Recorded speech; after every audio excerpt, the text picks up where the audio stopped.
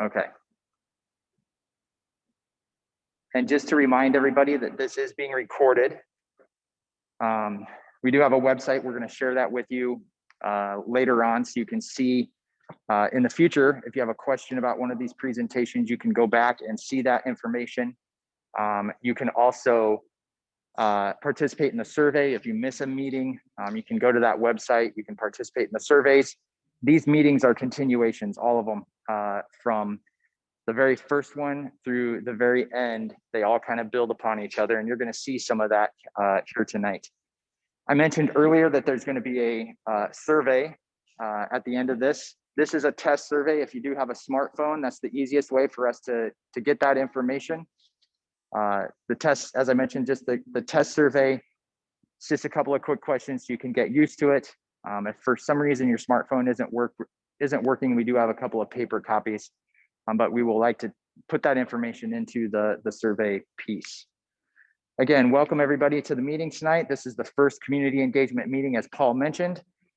We do have a number of things we want to cover. I will try and wrap this up in about an hour. I don't want everybody thinking these meetings are going to go on and on and on. This first one we try and do in about an hour.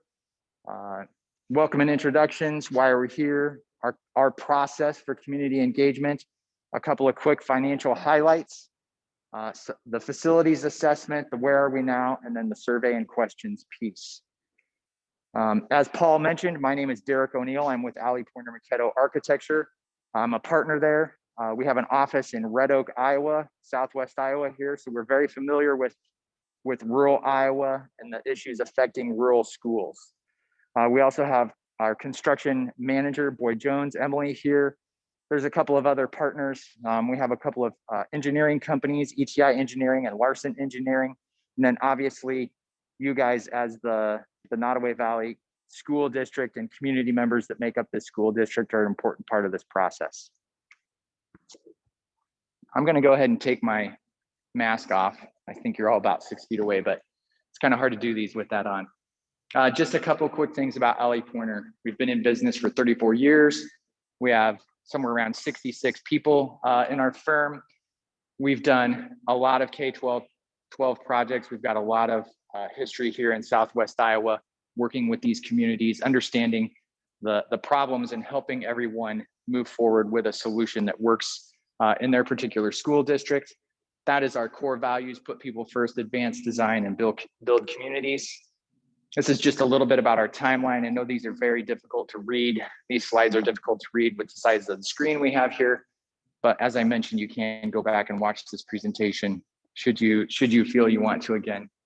That's just some of the school districts that we work with in the Omaha Metro and Southwest Iowa regions here. Our goal is for all schools that we work with to be the school of choice. We're not trying to play favorites with any school districts. We know that Southwest Iowa in general competes with the metropolitan areas, and that's what we're trying to do, is make all of the schools down here equal so that there's not a choice to bounce around between school districts anymore. We want everybody to go to the school district in the school that they choose to go to. Why are we here? We want to talk about the goals from this, our master planning process, and some of the stuff we look at. These are some goals that we've identified, some high-level goals. Safety and security for all students and staff, provide environments that enhance and improve the educational experience, maximize existing square footage and space. I'm going to talk about that a little bit more in the presentation. Enhance community pride in the schools and move forward with a community-based solution. I'm hopeful out of this process we will have other goals that we want to add to this list that you guys as a community can identify with. Our process, you're going to hear me say this over and over. Where are we now? Where do we want to be? How do we get there? It's kind of 3 steps. We are in the where are we now phase. We don't know where we want to be and how we get there until we have a good understanding of the where are we now phase. We look for community-based outcomes. You will hear us talk about implementation concepts that are short-term, mid-range, and long-term. And we'll get really in depth on some of those at the next meeting. But as I mentioned, this is kind of a high-level overview of the where are we now piece. We analyze existing buildings. We look at the existing sites. We look through all of the drawings. We meet with your facilities people, your administration staff. We document things with 3D cameras and drone scanning. This is just an example of an existing drawing that we use to help us evaluate your facilities. Photographs, pictures, those are your 3 school buildings there. Again, the drone scanning, you can see that we can get high-level pictures, analyze roofs, any issues from a site level. And now a little bit just about this community engagement process. Again, where are we now? Where do we want to be? How do we get there? We go through this process where we define kind of the status quo. You'll hear me use that term, status quo. We talk about visioning. That's kind of in the where we want to be piece. You'll hear me talk about ideas to stimulate discussion. Those are going to be things that maybe are going to be some tough topics for you guys as a community to deal with. They're things that need to be worked out. And maybe those ideas produce other ideas and other ideas as a part of this process. It's not just me coming to you with a solution or an idea. It's me gathering that feedback from the community and all of the stakeholders, taking that, reformulating those ideas, presenting them again, getting more feedback, and then presenting that process again. So where are we now? Like I mentioned, we assess current deficiencies and needs. That's accessibility, your handicap accessibility, ADA, life safety, fire alarms, FEMA storm shelters, fire sprinklers, that kind of thing. Security, safety and security.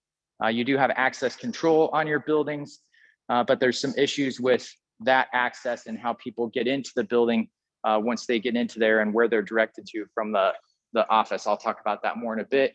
We look at your heating and cooling, your plumbing, your electrical, and your learning and administrative environments. Ideas to stimulate discussion. We provide comparable information. We'll look at enrollment size. You have multiple campuses and multiple communities here in this school district. Are there any special offerings? Practice gyms. You guys are very big into the archery piece up here, so that makes a difference when we're looking at practice space and your gym space and how you use that. Auditoriums, technology, athletic fields. CTE is career technical education. You'll hear me use the term STEM or STEAM, science, technology, engineering, and mathematics. When we use STEAM, we're adding the arts into that piece. And the classroom spaces. Are there any operational deficiencies? Staffing, transportation, utilities, and maintenance. The answer to that is yes, you have operational deficiencies in a school district of your size with multiple communities and multiple buildings. That's not unusual at all for any other school district in Iowa that's doing what you've done, but there are deficiencies in that piece. Again, as I mentioned, educating a diverse community committee. At this end of this survey, we ask if you would give us any information, if you would like to participate in any of these focus groups in the future. Some of those focus groups would be the learning environments, your science labs, your STEM, your industrial arts, your CTE, again, career technical education, science, technology, engineering, mathematics, preschool spaces, if that's a concern, gymnasium space, auditoriums. Is there a transportation need for a focus group? And technology. We create these options and scenarios based on the feedback we get from you as a community, what the focus groups want to drill in on. We create new ideas, we bring them back for feedback and input, and then we create more ideas to get to a point where you have a community-based solution, something that is a master plan that can be implemented for your school district that has community support and community input. But how do we get there piece? Options for implementation. One of the things we look at are sources and uses of funding. You have a facilities committee that has heard some information from the school's financial consultant. We would hope at the next meeting that financial consultant can be here to go through that in depth. It is school funding and finances are difficult to understand. You have to hear those funding mechanisms multiple times in order to understand why this pot of money can only be spent on buses and roofs and technology and not to pay teachers. So it's important to understand where you are from a school district and a community financially. These are just some of the funding mechanisms we look at. You have a penny sales tax that is statewide that you use. Last facilities meeting, there were some questions on energy rebates. There are consultants that we can hire depending on your utility providers that they then suggest if you install X, Y, or Z heating system or lighting system, then they will give you rebates at the end of that process to help offset the cost in making your school buildings more efficient. So as I mentioned, we want to generate a master plan that the school board can implement. This is something that a facilities committee is going to hear all of the input from the community. We're going to help generate that. It's something that will have implementation components, as I mentioned, things that need to be done immediately, things that are done in the next 5 years, things in a 6 to 10 year time frame, those types of things. I call them short-term, mid-range, and long-term implementation goals. As I mentioned also, the focus groups, the board considering this adoption of this master plan, and that is the piece then that when we get into how do you pay for it, what are those mechanisms that you're using to pay for it? What does that mean to you as a community? And then what are those pieces and how are they implemented and when are they implemented? This is a slide that I like to show just so that everybody understands. I've never met a school district that knows they want to do something to improve their schools that doesn't have a budget. So we're always going to be working with a budget. And when you have that budget, there are two other components. You have what it costs, you have the amount of what you can get and the quality of what you can get. So if cost is fixed and you know that you want the most square footage, that means the quality is the piece that is going to be lower. On the opposite end of that, if you want the highest quality, that means what you can get, the amount of square footage that you get is lower. So where are we now? Our facilities analysis assessment of the existing conditions. You have had recently other consultants come through, do assessments, provide you some preliminary budgeting. Our process is to look a little higher level to bring this back, to look at how you're using your facilities and not just suggesting you need to fix this patch of concrete for this amount of money. If you want to look at all of those components together and what that can get you in a long-term plan and a long-term vision, I use the terms, let's turn $5 into $10, or let's not jump over dollars to save pennies. So we did walkthroughs of all of your facilities. Our engineers did their own evaluations, put together their own components. We have some scoring that I'm going to show you here in a minute. But you generally, for the types of facilities that we have here, you have a brand new elementary building. It's in great shape. With the age of your other buildings, your staff, your maintenance staff, your facilities team does a great job of maintaining all of these buildings. There's nothing that we see that is of immediate concern. You're like a lot of other school districts in Southwest Iowa with the age of facilities that you have. We did have a civil engineer come through, do some site evaluation work, your athletic fields, parking, handicap accessibility, some of those components also. So as I mentioned earlier, just some financial information on your school district. This is just really high. You do currently have a general obligation bond from your elementary building that your school board is working diligently to try and pay that off sooner. You do not have a voted pebble. And when the financial consultant comes in, you're going to hear what that means. But that is a mechanism to pay for facilities improvements. Right now, those facilities improvements or needs would come out of save dollars, or you might hear the penny sales tax or the silo tax, or it comes out of your general fund.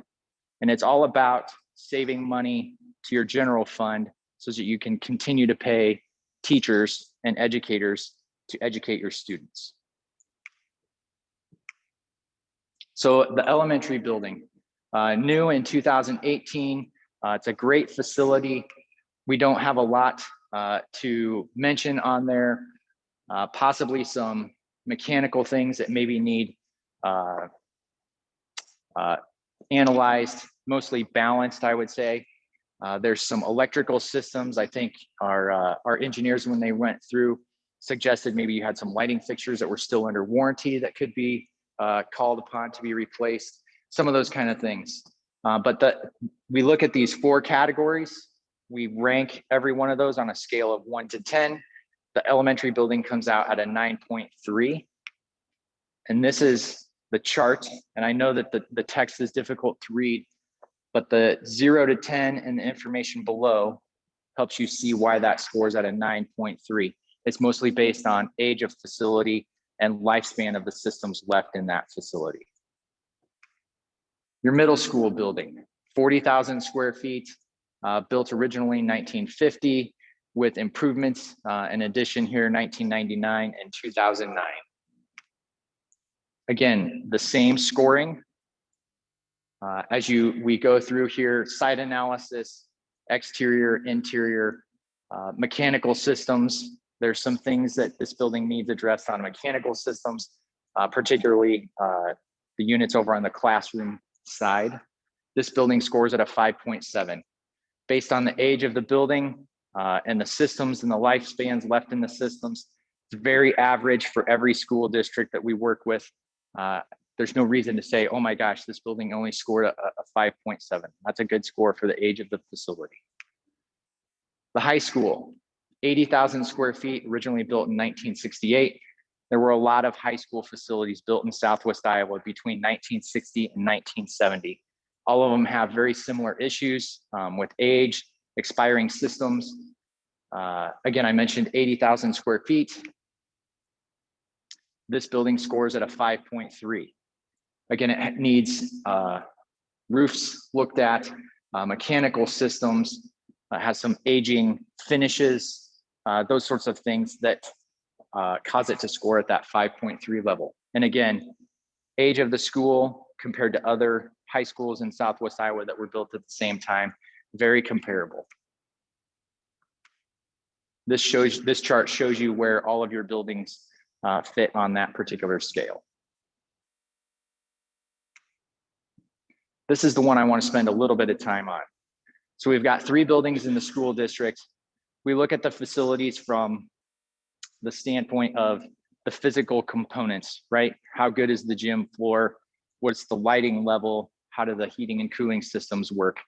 When we look at the buildings, then you'll hear me use the term top down and bottom up. So if we were to program a building and we programmed a school building, say we were going to program a brand new K-12 school building, we'd look at 500 students, 200 square feet per student. That's 100,000 square feet that the school district would need to build a brand new K-12 building. That's the top down. When we come bottom up, we start to look at, okay, maybe this school district needs an extra 10,000 square feet of gym space because of your archery program. So that adds to the square footage. Or maybe you have a very big agricultural or CTE or industrial arts or welding program and you need more space there. Maybe you have a lot of drama. You have a lot of musical, performing arts, choir, band, and you want something special with an auditorium or you want a gymatorium type of space. That changes those square footage. So that's the bottom up piece. That adjusts that 100,000 square feet.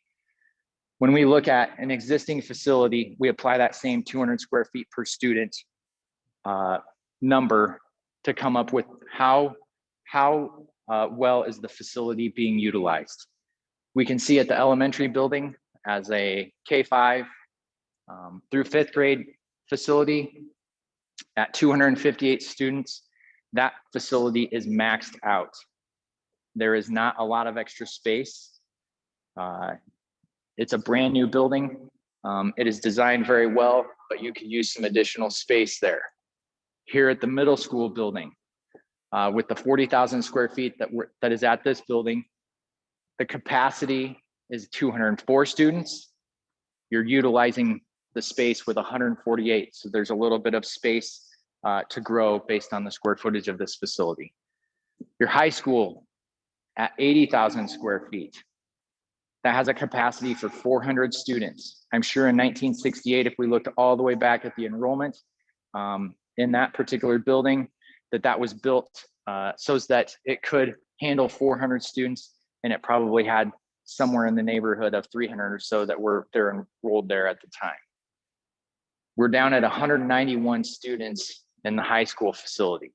So what this tells me, regardless of conditions of facilities, or if I come in and I say, you need to fix your mechanical units on your classrooms here at the middle school, we can do that all day long and make those recommendations, and you've heard some of those. But the bigger picture that we want to get everybody thinking about is that the right thing to do? Do you as a school district want to continue to maintain all 3 buildings at their current state with the current grade levels? Or is, instead of coming in and saying, putting on a 4 classroom addition at the elementary building, is there a thought process to reorganize some of the students? Do we take this building and this becomes a 4, 5, 6 building? And then your high school at the capacity that does that become a 7 through 12 facility? Now I know that there's things from the top down. I can look at this and say, yeah, there's some square footage there that we can play with, that we can help come up with some solutions to get everybody to react to. When it comes to enrollment sizes, class sizes, if you have classes of 30 students, that puts you in a 2-section scenario for that grade, but you're not necessarily maximizing each section at only 15 students per section there. That's per teacher scenarios. It's great as a parent, it's great as a student, but that's not necessarily maximizing all that space. So that means you need those classrooms regardless of whether that's 15 students in that classroom or 25 students in that classroom. That's when we look at the bottom up piece of the program. But from just this particular analysis here, before I would ever recommend to you that you need to build new classrooms onto your elementary school because you're running out of space, I would certainly sit here and bring an idea to you at the next meeting. When I talked about ideas to stimulate discussion, I'd bring that idea to you. We'd present it, we'd talk about it, we'd get the ideas going on where we may reorganize some of the school district to better utilize the space before we start replacing mechanical units or before we start replacing roofs. Those are things that you need to do regardless. We're here to help you think big picture and long-term with your school district. Does that make sense to everyone?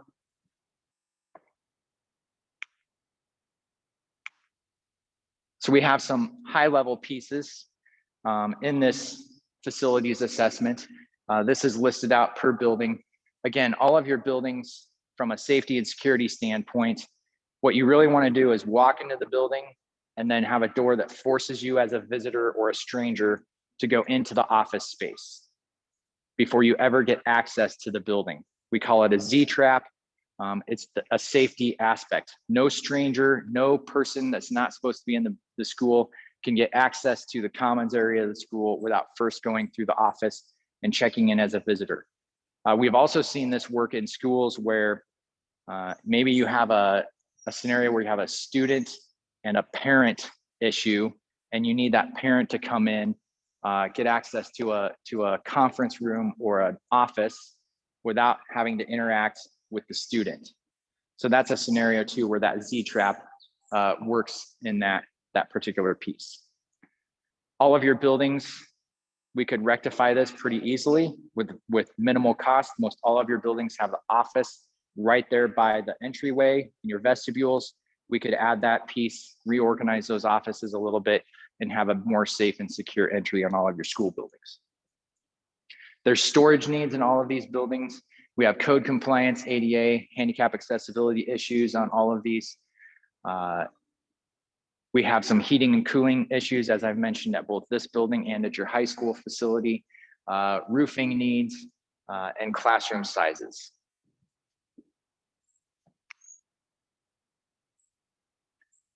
So that's the high level picture of where we are at currently with the existing facilities. When we come back at the next meeting, you're going to see these ideas to stimulate discussion, and you're going to have the school's financial consultant here to be able to explain some of these funding mechanisms and what that means to you as a taxpayer, how it compares to other school districts, and some of these pieces that you maybe are not taking advantage of that you do have the ability to use, for example, as a voted pebble. We will also bring the square footage analysis. So this is the individual analysis of each classroom, and that helps when we look at these ideas to stimulate discussion. We start to see diagrams such as this that start to show floor plans. They start to show if you're going to put an addition on, how that might look. If you're going to reorganize a building from its current 6, 7, 8 function to say 4, 5, 6, how does that look? How does that start to work for you as a school district? Where does that make sense? Where does that not make sense? And everybody in the community that attends these meetings and watches them online will have an opportunity to provide input. This is not the school board coming to you saying, this is what we're going to do. This is not a facilities committee coming to you saying, we're going to go ahead and add 4 classrooms and 500 square feet of storage and things like that. This is getting some input from the community to make sure that there is buy-in for the long-term plan with the school district. These are additional pictures of the types of graphics that you'll see at those meetings and be able to build upon as we start to generate these ideas, stimulate discussion, and get a plan moving forward that everybody can work on. As I mentioned, there is a website. There will be a link to this from the school's website that will take you to this facilities planning site.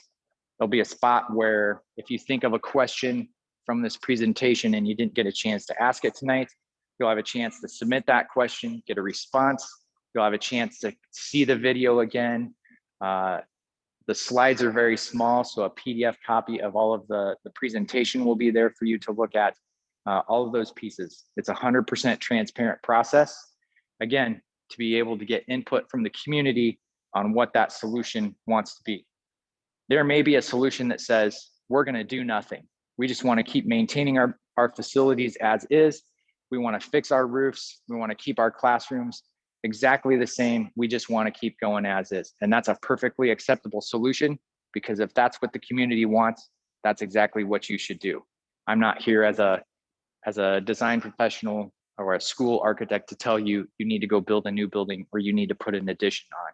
We want to get that input from the community so that we are doing what is best.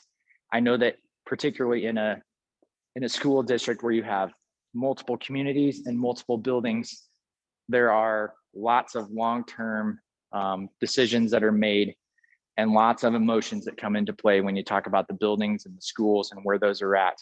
We just want to make sure that everybody gets that out in the open, that everybody has an opportunity to voice their opinion and move forward with a solution that everybody can buy into. So we've come to the end. I would like everyone to participate in this survey. That includes everybody out in the Zoom world also. We will present the results of this, and this will help inform the ideas that we present at the next meeting. It's so that we can help to get direction on what we need to do to provide the community with the input that they're looking for. What do you want to see from these presentations? What are your goals? What are your aspirations? What's important to you as a community as it relates to your school district? So again, this is using your phone. If you're a facilities committee member and you've done this once already, I'd like you to go ahead and do it again here tonight. We will take the results from this one here tonight and use that to guide our next presentation. If you don't by chance have a smartphone, if you want to raise your hand, Emily has a couple of hard copies, paper copies, and I've got some pens here, and you can fill out a paper copy and we will get that put into the Mentimeter for you. So that's to go to menti.com, MENTI.com. And you enter the code that's on the screen, 41647857. There's about 4 categories. We're asking you to rank these different pieces as to what is the most important to you. And then at the very end, there's a spot for you to give us some contact information if you would like to be emailed on when the next meeting is. If you would like reminders on when the next meetings are, if you want to participate in a focus group, we can certainly get a hold of you that way if you provide us the contact information.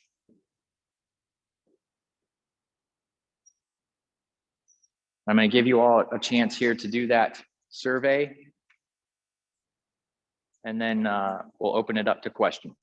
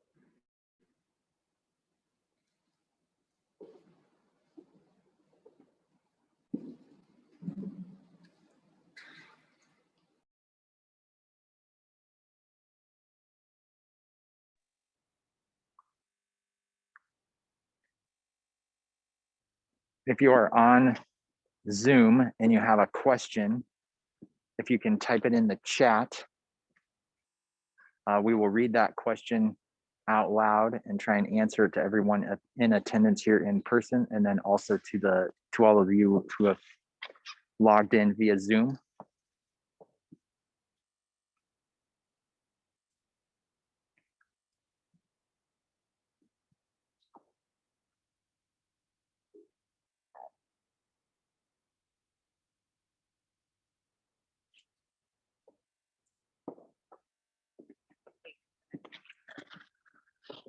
I don't think it is set up.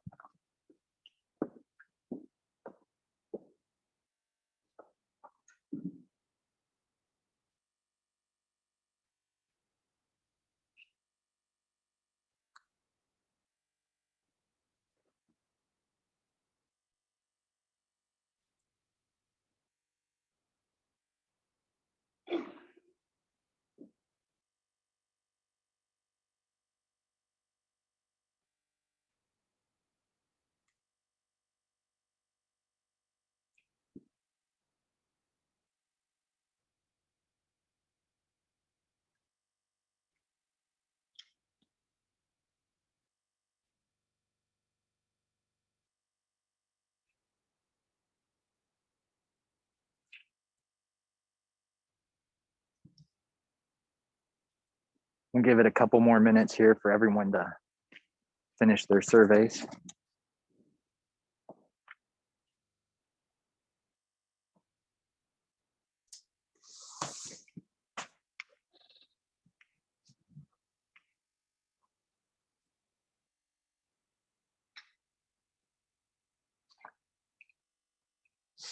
Derek, we do have one question in Zoom.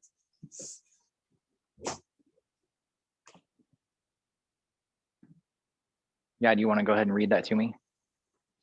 Yep. Says, I did not see pre-K addressed in any of the numbers. How does the early childhood program in the elementary building affect the number of students?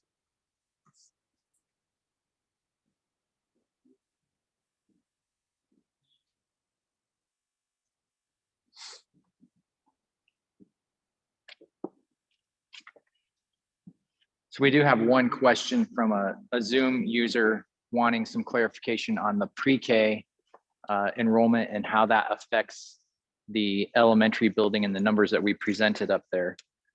I will double check on that because I can't tell you 100% off the top of my head for sure that we included that in this enrollment piece. I know we have it on the floor plans and noted in our overall program analysis, but we will double check that and get that information back out and updated and clarified at the next meeting.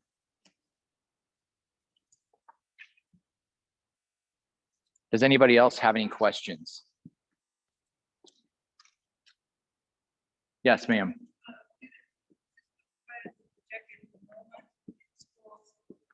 Years ago, when I was projected enrollment for your school district. Yes. I'm expecting, and I would like to see that. Sure. So the question was, is there any projected enrollment information or just probably enrollment trend information in general that we can share? We absolutely do have that information. It's also something that was presented by the financial consultant. He shows where you're at with current enrollment. I'm sure that if there are questions on open enrollment out, I can get with Paul and the administration here to get all of that information for you and get that presented also at the next meeting. So I keep talking about the next meeting, but we do not have that set up yet. So as I mentioned before, there is the website. If you can keep track of that, however you got your information for this particular meeting, that will come out that way again. Please bring someone to the next meeting with you. The more people that are here and attend these that can provide information, the better the solution is for all of the communities in this school district.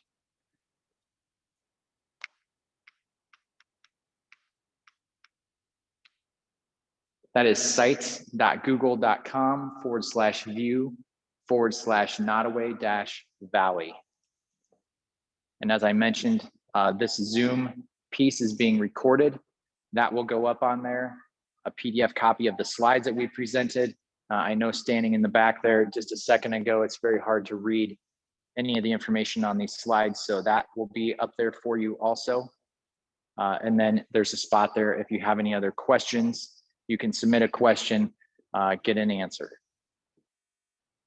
Are there any other questions here? Or also with Allie Pointer is one of my architects, his name is Daniel.